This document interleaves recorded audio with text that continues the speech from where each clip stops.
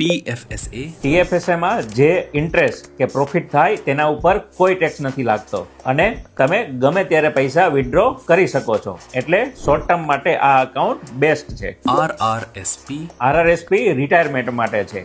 તમે જ્યારે પૈસા એમાં ઇન્વેસ્ટ કરો ત્યારે ટેક્સ સેવ થાય છે અને જ્યારે તેમાંથી પૈસા ઉપાડો ત્યારે તમારે ટેક્સ ભરવો પડે છે.